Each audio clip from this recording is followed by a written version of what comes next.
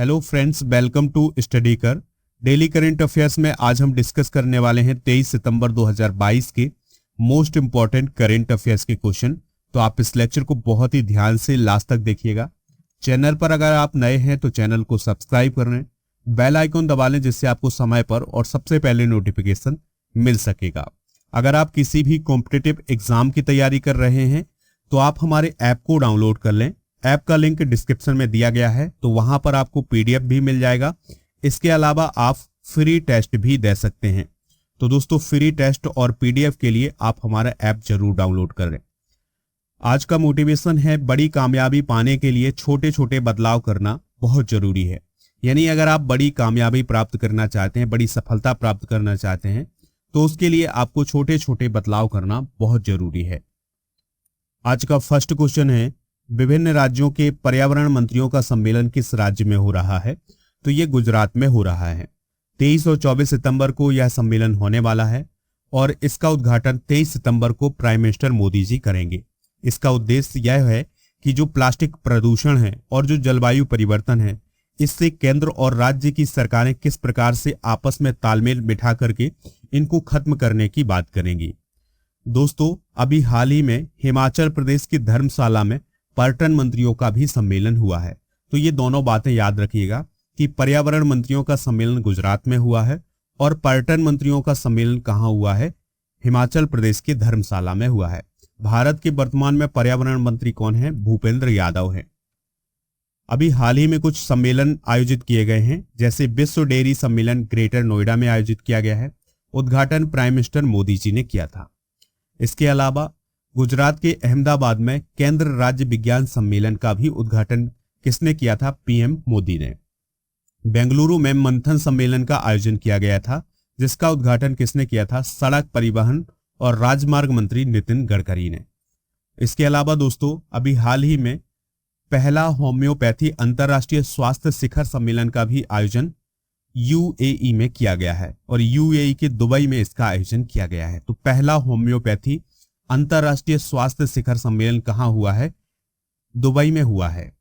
तो ये 4 सम्मेलन आप याद रखिएगा। विश्व डेयरी सम्मेलन ग्रेटर नोएडा में, केंद्र राज्य विज्ञान सम्मेलन अहमदाबाद में, मंथन सम्मेलन कर्नाटक की कैपिटल बेंगलुरु में और पहला होम्योपैथी अंतर्राष्ट्रीय स्वास्थ्य शिखर सम्मेलन दुबई में हुआ है।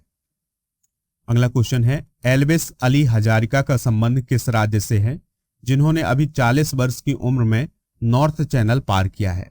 तो ये असम के हैं। तो एल्विस अली हजारिका भारत के एक तैराक हैं और उन्होंने अभी हाल ही में नॉर्थ चैनल को पार करने का काम किया है। नॉर्थ चैनल को पार करने वाले वो सबसे उम्र दराज भारतीय तैराक बन गए हैं। उनकी उम्र लगभग कितनी है? 40 वर्ष है। एल्विस को यह उपलब्धि हासिल करने में कितने घंटे का समय लगा था? 14 घंटे 38 मिनट का समय लगा था। यानी कि एल्विस अली हजारिका ने 14 घंटे 38 मिनट में नॉर्थ चैनल को पार किया है। Elvis Ali Hazarika north east के स्टेट में पहले ऐसे व्यक्ति बन गए हैं जिन्होंने नॉर्थ चैनल पार किया है। दोस्तों, नॉर्थ चैनल है कहाँ? चलिए इसकी लोकेशन देख लेते हैं। तो ये है आयरलैंड और दोस्तों ये है स्कॉटलैंड। तो जो उत्तर पूर्वी आयरलैंड है और जो दक्षिण पश्चिमी स्कॉटलैंड है, इसके बीचों बीच स्थित है नॉर्थ चैनल। तो अभी एल्विस अली हजारिका ने इसी नॉर्थ चैनल को पार किया है। अगला प्रश्न है, किस देश के द्वारा माया नाम का आर्कटिक भेड़िया का क्लोन बनाया गया है? आंसर है चाइना। दोस्तों, आप 2 तस्वीरें देख सकते हैं। ये है असली आर्कटिक भेड़िया और यह है चाइना के द्वारा इस आर्कटिक भेड़िया का बनाया हुआ क्लोन। तो चाइना ने बनाया है किसका क्लोन? आर्कटिक भेड़िया का। और ये दुनिया में पहली बार ऐसा है कि जब आर्कटिक भेड़िया का क्लोन बनाया गया है। दोस्तों, चाइना के बीजिंग में स्थित है जीन फर्म। तो वहां पर दुनिया का पहला आर्कटिक भेड़िया का क्लोन बनाया गया है। अब हम बात करते हैं आर्कटिक भेड़िया की। तो दोस्तों, आर्कटिक भेड़िया को हम व्हाइट वुल्फ या पोलर वुल्फ के नाम से भी जानते हैं। यह भेड़िया कनाडा का जो क्वीन एलिजाबेथ द्वीप समूह है, वहां पर जो हाई आर्कटिक टुंड्रा है, वहां के मूल निवासी माने जाते हैं। कौन दोस्तों? आर्कटिक भेड़िया। बात आई है चाइना की। कैपिटल क्या है? बीजिंग है और यहाँ की करेंसी है युआन और यहाँ के प्रेसिडेंट है कौन? सी जिनपिंग। दोस्तों भारत और चाइना के बीच अंतरराष्ट्रीय बॉर्डर का नाम है मैकमोहन रेखा। क्या बोलते हैं? मैकमोहन रेखा। चाइना और एशिया की सबसे लंबी नदी है कहाँ? चाइना में। और नाम क्या है इसका? यांगत्सी नदी। इसकी लंबाई कितनी है? 6300 किलोमीटर की है। चीन की सीमा 14 देशों से लगती है। तो ये सभी पॉइंट आप नोट करिएगा। अगला क्वेश्चन है, भारत का पहला डुगोंग संरक्षण रिजर्व किस राज्य में अधिसूचित किया गया है? यानी भारत का पहला डुगोंग संरक्षण रिजर्व किस राज्य के द्वारा अधिसूचित किया गया है? आंसर है तमिलनाडु। यानी तमिलनाडु राज्य जो है वो डुगोंग संरक्षण रिजर्व बनाने वाला है। कहां पर बनाएगा? तो पाक खाड़ी क्षेत्र में यह डुगोंग संरक्षण रिजर्व बनाया गया है। दोस्तों इस संरक्षण क्षेत्र को बनाने का उद्देश्य है कि जो डुगोंग है, जिसे हम समुद्री गाय के नाम से जानते हैं, तो उसका संरक्षण करना। दोस्तों जो डुगोंग है उसका संरक्षण वन्य जीव संरक्षण अधिनियम 1972 के तहत किया जा रहा है। तो वन्य जीव संरक्षण अधिनियम 1972 की जो अनुसूची 1 है उसके तहत इसका संरक्षण किया जा रहा है, क्योंकि इसका जो लिविंग एरिया है वो लगातार घटता जा रहा है और जो इसकी आबादी है वो भी घटती जा रही है। तो इसका बचाव करना जो सरकार है उसका दायित्व बन जाता है। तो इसके लिए डुगोंग संरक्षण रिजर्व बनाया गया है। देखिए दोस्तों, ये डुगोंग संरक्षण रिजर्व कहां पर बनाया जा रहा है, इसकी स्थिति देख लेते हैं। तो दोस्तों ये है इंडिया और ये है श्रीलंका। तो इन दोनों देशों के बीच गल्फ ऑफ मन्नार है, यानी मन्नार की खाड़ी है, और इसके अलावा पाक जल संधि है। तो ये जो पाक जल संधि का जो एरिया है, यहां पर डुगोंग संरक्षण रिजर्व बनाया जाएगा। ठीक है, तो ये तमिलनाडु राज्य का एरिया है और यहीं पर डुगोंग संरक्षण रिजर्व बनाया जाएगा, जिससे डुगोंग की जो प्रजाति है उसको बचाया जा सके। दोस्तों अभी हाल ही में भारत के पहले डुगोंग संरक्षण रिजर्व की बात आई है। तो जो भी चीजें अभी हाल ही में पहली हुई हैं भारत में, तो चलिए उनको भी डिस्कस कर लेते हैं। हर घर जल प्रमाणित भारत का पहला राज्य कौन बना है? गोवा बना है। भारत का पहला स्वदेश निर्मित विमान वाहक पोत कौन बना है? INS विक्रांत बना है। अपनी खुद की इंटरनेट सेवा सुविधा करने वाला भारत का पहला राज्य कौन है? केरल है। भारत की पहली आदिवासी महिला राष्ट्रपति कौन बनी है? द्रौपदी मुर्मू बनी है। भारत की पहली बालिका पंचायत का गठन किस राज्य में हुआ है? गुजरात में हुआ है। जैव विविधता रजिस्टर पाने वाला भारत का पहला मेट्रो शहर कौन है? कोलकाता है। भारत का पहला ग्रीनफील्ड अनाज आधारित एथेनॉल संयंत्र कहां पर खोला गया था? पूर्णिया बिहार में खोला गया है। दोस्तों अब हम करंट अफेयर्स का रिवीजन करते हैं, यानी जनवरी 2022 का जो मोस्ट इंपॉर्टेंट करंट अफेयर्स था उसको रिवाइज करते हैं। तो ये एक सीरीज शुरू की गई है जिसमें हमने दोस्तों पिछले करंट अफेयर्स का रिवीजन शुरू किया है।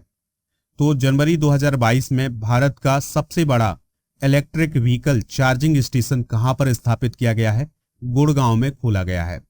इसके अलावा नीदरलैंड में दुनिया के सबसे बड़े कैनाल लॉक का भी उद्घाटन किया गया है।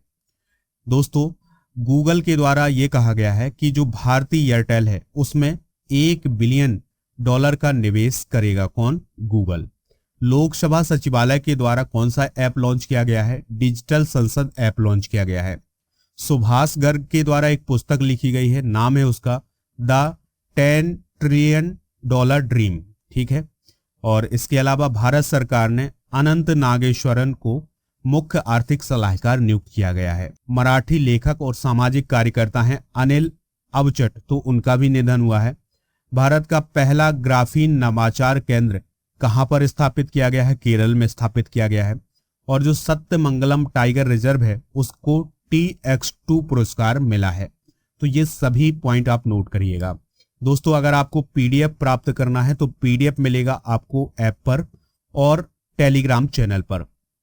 तो ऐप पर विजिट करेंगे तो आप स्टडी मटेरियल पर जाएंगे तो आपको PDF मिल जाएगा, उसके नीचे उसका टेस्ट मिल जाएगा। तो ऐप पर आपको दो चीज मिलेंगी, PDF और टेस्ट मिल जाएगा इसी वीडियो का, और टेलीग्राम पर आपको क्या मिलेगा? PDF मिलेगा। ठीक है, तो PDF आपको दो जगह मिल सकता है।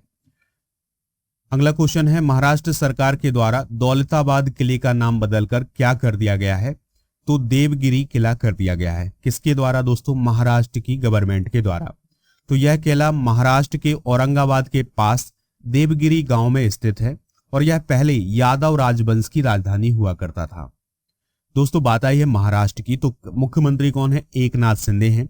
उप मुख्यमंत्री हैं देवेंद्र फडणवीस। राज्यपाल कौन है? भगत सिंह कोश्यारी है। ठीक है, तो ये जो दौलताबाद किला है इसका नाम देवगिरी किला कर दिया गया है। हाल ही में कुछ बदले गए नाम हैं, उनको भी डिस्कस करते हैं। हबीबगंज रेलवे स्टेशन का नाम रानी कमलापति रेलवे स्टेशन किया गया है और यह रेलवे स्टेशन मध्य प्रदेश में स्थित है। मिड डे मील योजना का नाम पीएम पोषण योजना किया गया है।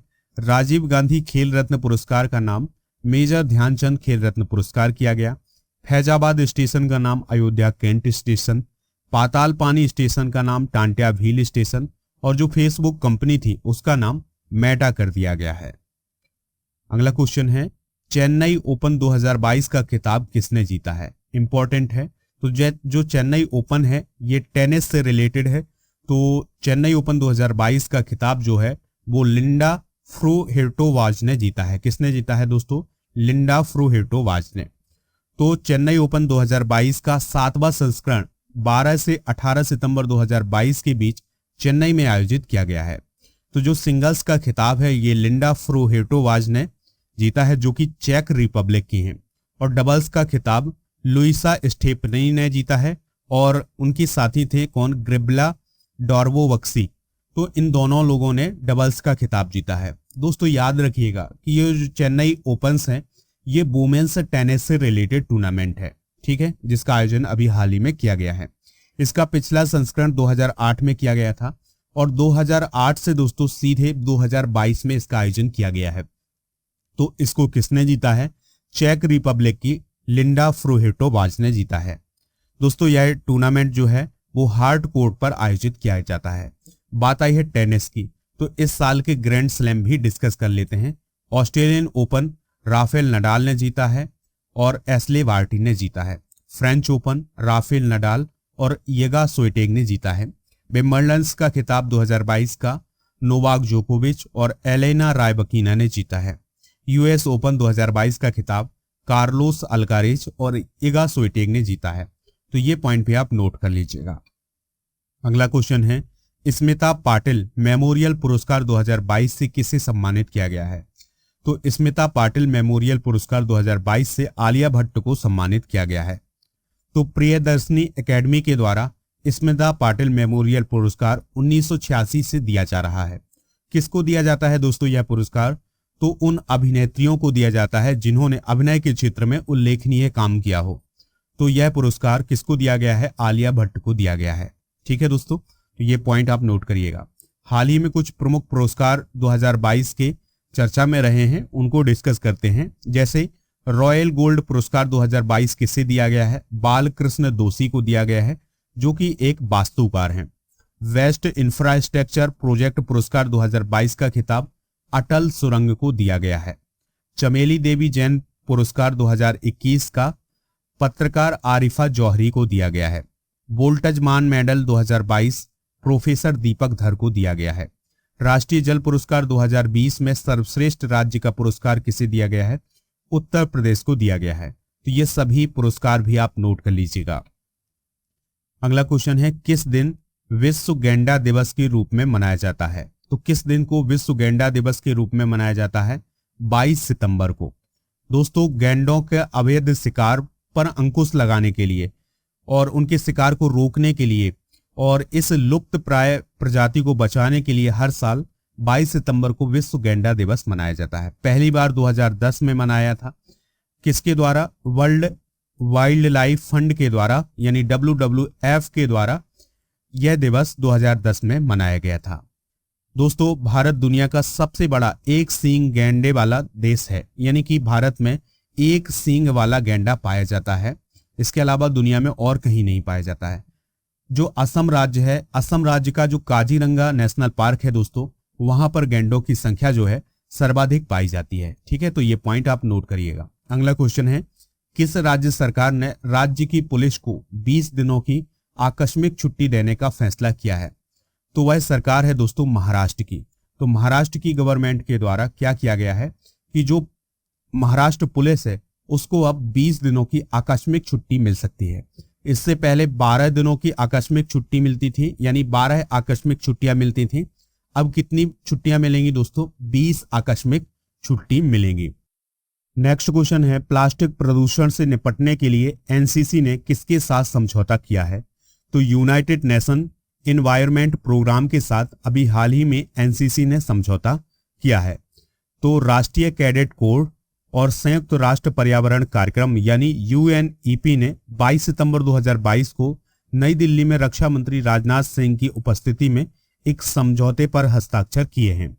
दोस्तों, एनसीसी के द्वारा एक महत्वपूर्ण अभियान चलाया जा रहा है दिसंबर 2021 से। उसका नाम है पुनीत सागर अभियान। तो इसमें जो समुद्र तट है, उस समुद्र तट को साफ करने का उद्देश्य लिया गया है। तो पुनीत सागर अभियान किसके द्वारा चलाया जा रहा है? याद रखिएगा, एनसीसी के द्वारा चलाया जा रहा है। तो ये थे आज के महत्वपूर्ण प्रश्न। आपसे एक क्वेश्चन पूछा जा रहा है, तो उसका आंसर आप कमेंट बॉक्स में दीजिएगा। एल्विस अली हजारिका का संबंध किस राज्य से है? ऑप्शन है असम, केरल, कर्नाटक और तमिलनाडु। तो इसका आंसर आप कमेंट बॉक्स में जरूर दीजिएगा। दोस्तों, अगर आप इसका पीडीएफ प्राप्त करना चाहते हैं तो पीडीएफ ऐप पर मिल जाएगा। ऐप का लिंक डिस्क्रिप्शन में है, तो वहां से डाउनलोड कर लें।